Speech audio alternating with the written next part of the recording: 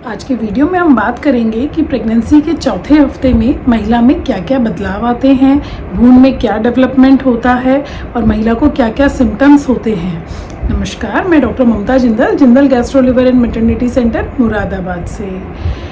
जैसा कि मेरे पहले वीडियो में आपने देखा था कि तीसरे हफ्ते तक आते आते ओवम जो है वो रिलीज़ होता है, ओव्यूलेशन होता है, उसमें फर्टिलाइजेशन हो चुका होता है और by the end of third week implantation भी हो चुका होता है। तो अब बारी है चौथे हफ्ते के बदलावों को जानने की। तो अगर आपके पीरियड्स रेगुलर हैं तो आपको चौथे हफ्ते के एंड में आकर यूपीटी पॉजिटिव हो जाता है। अगर आपके पीरियड्स इरेगुलर हैं तो बहुत हद तक पॉसिबिलिटी है कि ओव्यूलेशन जो है वो साइकिल के 14th डे पर नहीं हुआ होगा, इसलिए आपका यूपीटी भी देर से ही पॉजिटिव होता है। तो चौथे हफ्ते में महिला को बहुत कुछ सिम्टम नहीं होते हैं। मेजॉरिटी ऑफ द फीमेल्स जो होती हैं उनमें कोई सिम्टम नहीं होता है और प्रेगनेंसी का पहला सिम्टम जो है वो मिस्ड पीरियड ही होता है। मतलब उसके पीरियड्स जो हैं वो मिस हो जाएंगे और तब वो अपना एक प्रेगनेंसी टेस्ट चेक करेगी। लेकिन कुछ महिलाओं में कुछ कुछ सिम्टम होते हैं जो काफ़ी हद तक नॉर्मल पीरियड्स आने जैसे ही होते हैं। जैसे उनको ब्रेस्ट टेंडरनेस हो सकती है, ब्रेस्ट हेवीनेस हो सकती है, उनको लोअर एब्डोमिनल क्रैम्प्स हो सकते हैं, उनको हल्की फुल्की स्पॉटिंग हो सकती है, लेकिन खुल के पीरियड्स नहीं आएंगे। ये स्पॉटिंग जो है ये इम्प्लांटेशन ब्लीडिंग की वजह से भी हो सकती है, लेकिन मेजॉरिटी ऑफ द फीमेल्स में 4th वीक में कोई सिम्टम नहीं होता है और मिस्ड पीरियड होना ही उनका पहला सिम्टम। ये तो थे महिला के शरीर में होने वाले बदलाव। अब हम जानेंगे कि बच्चे में, भ्रूण में क्या क्या चेंजेस होते हैं। तो पिछले वीडियो में मैंने आपको बताया था कि जो बच्चा इम्प्लांट होता है, जो बच्चा एंडोमेट्रियम में आकर इम्प्लांट हो जाता है, उसे हम ब्लास्टोसिस्ट कहते हैं। अब ये जो ब्लास्टोसिस्ट होता है ये एक इनर सेल मास और एक आउटर कवरिंग में डिवाइड होता है। इसके बीच में एक कैविटी होती है जिसमें फ्लूइड आ जाता है जो बच्चे के चारों तरफ का फ्लूइड बनाता है, यानी एमनियोटिक फ्लूइड बनाता है। जो बाहर की कवरिंग है वही एंडोमेट्रियम से कनेक्शन को बिल्ड करती है और वो फ्यूचर में प्लेसेंटा के रूप में डेवलप होती है।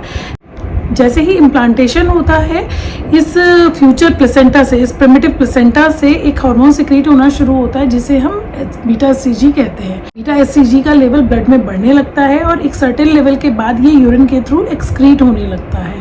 इसीलिए जब हम यूरिन प्रेगनेंसी टेस्ट करते हैं उसमें इस बीटा एससीजी के लेवल से ही पॉजिटिव और नेगेटिव टेस्ट का पता चलता है।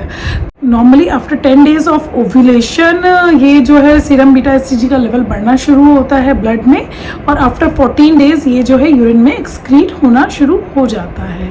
इसके बाद जो इनर सेल मास होता है वो भी 3 लेयर्स में डिवाइड होता है। जो उसकी एक्टोडर्म होती है, जो उसकी सबसे बाहर वाली लेयर होती है, वो फ्यूचर में बच्चे का nervous system, hair, skin, nail, इन सबको डेवलप करती है। जो सेकेंड लेयर, जो बीच वाली लेयर होती है, उससे मसल, ब्लड वेसल्स, हार्ट, ये सब डेवलप होता है। और जो सबसे इनर वाला सेल होता है उससे बच्चे का GI system, liver, intestine, glands, thyroid gland, ये सब डेवलप होता है।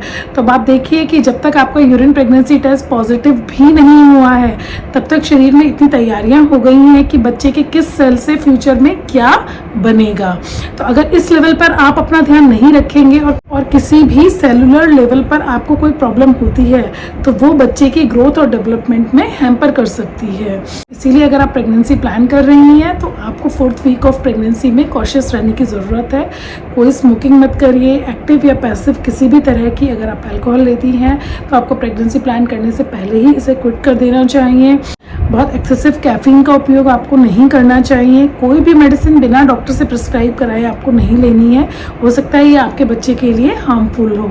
इसके अलावा अगर आपको पहले से कोई मेडिसिन चल रही हैं तो उन्हें चेंज करने की ज़रूरत है, ऐसी मेडिसिन में जो प्रेगनेंसी में सेफ होती हैं। इसके अलावा आपको रेगुलरली फोलिक एसिड लेना है, बहुत विग्रस एक्सरसाइज नहीं करनी है। सिंपल वॉकिंग आप कर सकते हैं, लेकिन कोई भी हैवी वेट लिफ्टिंग या विग्रस एक्सरसाइज से आपको बचना है। अपनी डाइट का पूरा ध्यान रखना है, वेल बैलेंस्ड डाइट खानी है और साथ ही साथ ढेर सारा पानी और लिक्विड्स का इंटेक रखना है।